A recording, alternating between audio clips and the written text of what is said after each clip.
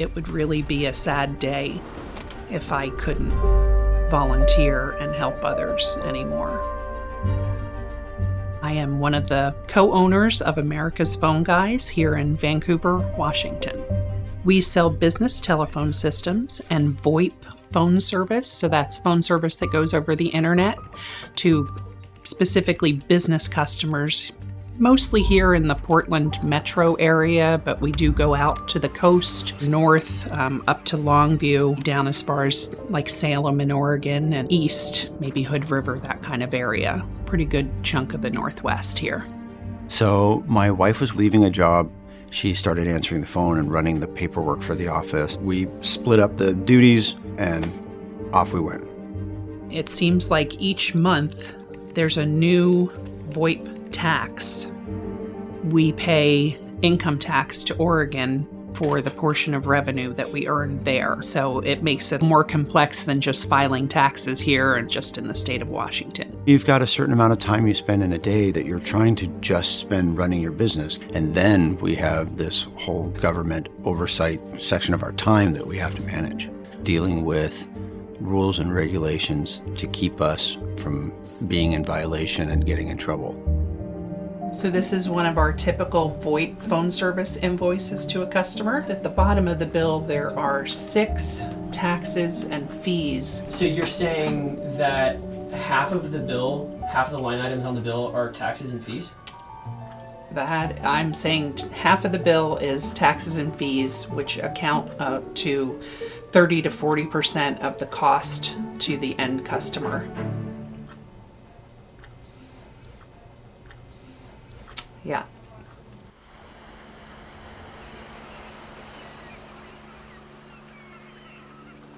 Regulation, in principle, is supposed to correct for these failures that do occur in the private marketplace. Private markets are a great social institution for allocating goods and services, but they aren't perfect. And regulation is supposed to fix some of those failures when they do occur. You know, it's impossible for anyone to be a total expert on every aspect of the law because it's so complicated and it's so niche. It's all the more difficult for, a small business owner who doesn't have a legal background and they're busy trying to run a business.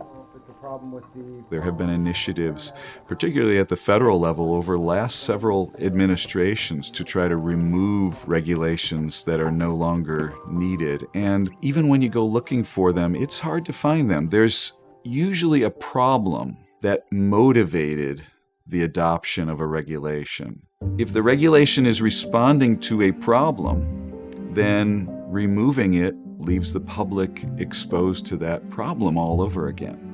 In the case of Lois and Caleb, they're not just dealing with federal regulation, which can be cumbersome enough, but they're dealing with Oregon regulation, Washington state. To complicate matters even further, they've got to deal with Portland. Municipal regulation on top of state regulation on top of federal regulation. This is what I'm referring to when I talk about the regulatory thicket. Analysts have looked at the question of whether regulation kills jobs. And the bottom line is that at an aggregate level across the whole economy, regulation is really not much of a factor at all. There are some losses, there are some gains, but on balance, they sort of even out. If one looks at the pages of federal regulations, yes, they've grown over time, but they haven't grown as much as the economy has grown. So GDP has grown at a much higher rate over the years than our pages in the federal regulations.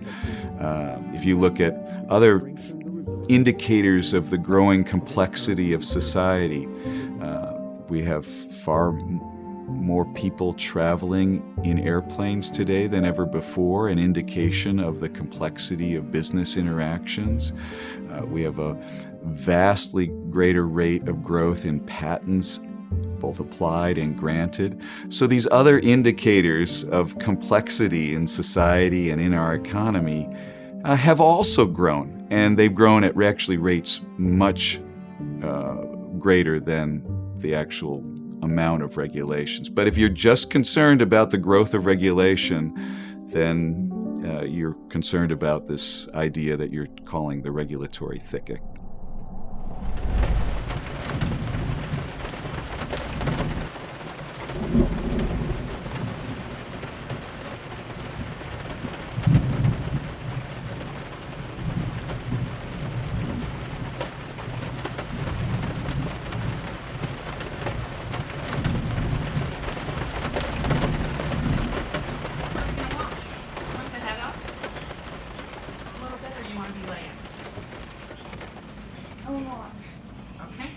I'm a person that needs to help other people, but increased regulations just make me have to work a lot more and have less time to volunteer.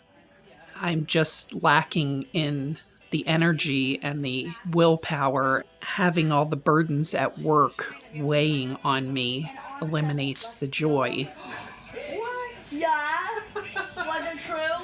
Yeah, maybe a little cold. You like the cold spray? Okay, Yeah, kinda. no problem.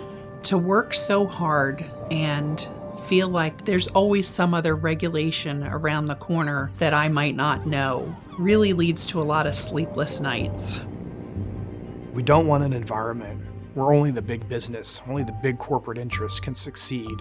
Anyone with a good idea and the motivation, being able to launch their dream of building a business, creating jobs, a lot of innovative ideas that start out as small businesses, and you don't want to kill them in the crib.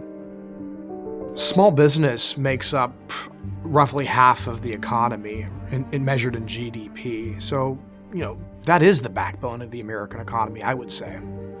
There needs to be a change in mentality. It shouldn't be about the shock and awe penalties. It shouldn't be, I gotcha.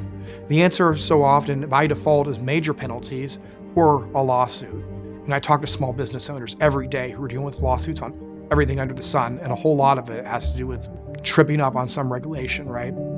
Any violation, could potentially prove very problematic, and in some cases could sink your business. We have to recognize that if you want to create a separate set of rules for small businesses than for large businesses, then we're increasing the resources that are needed to create rules in the first place. Instead of now creating one set of rules, we have two sets of rules. And what if somebody else comes along and says, well, I have something else that's completely different. Maybe we should have a third set of rules. And then somebody else and so forth. And suddenly we no longer have a system of rules, but a system that requires individualized judgments in each individual case. And there's no economy in the world that has the resources to make those kind of individualized judgments. When a Fortune 500 company is trying to figure out how to proceed with a project, they run into a regulatory roadblock, they have the resources and the manpower. They have compliance experts, for all sorts of regulatory issues that they have to deal with, and they have in-house attorneys, general counsel. Small businesses don't have those resources. We have to say these are the standards that all businesses should comply with. We would have other problems to deal with if government was given the authority to set a specific rule for Mr. Smith and a different rule for Ms. Jones. And then we would have to worry about government having the ability to treat people unequally. With regard to regulation, I need there to be a black and a white, so that if you tell me I have to do this, whether I like it or not, that's what I'm going to do. When you can't tell me, is my employee a Washington employee or is my employee an Oregon employee, it drives me to distraction.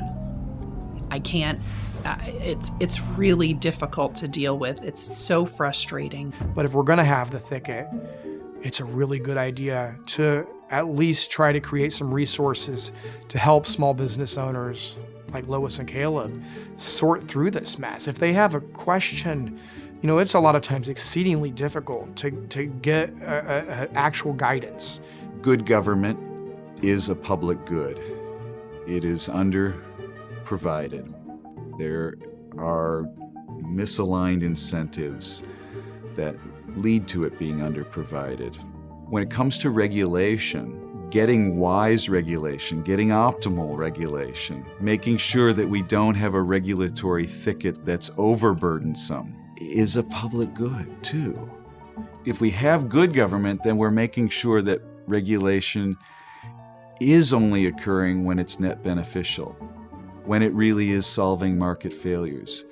But we get the government we pay for. As we consider proposed regulatory measures on two important topics. Someone at some point creates every new regulatory burden. They don't exist but for someone putting this in place. And so at the outset, people should be thinking, before adding new rules that are going to complicate business even more, they should be thinking about whether it really makes sense to move forward with that, and whether there's a more simple way to approach this. I definitely think it's worth looking at whether we have, in some situations, too much regulation that's out of date. But at the same time that we're looking at, for those things, we can't also, as a society, take our eye off the ball of other problems. New technologies that are coming in, new ways of doing business. And to really understand how to address problems that might be created by the new technologies, we need to invest in government that can analyze those and can make sure that there are sensible rules dealing with the new problems as well. But that's a public good.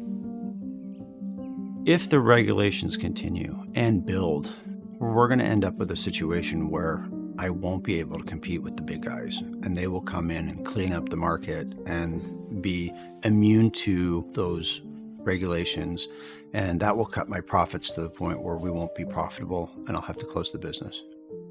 Are you willing to fight it? I'm willing to fight it. This phone, it's my baby, so I will fight as hard as I can until I can't.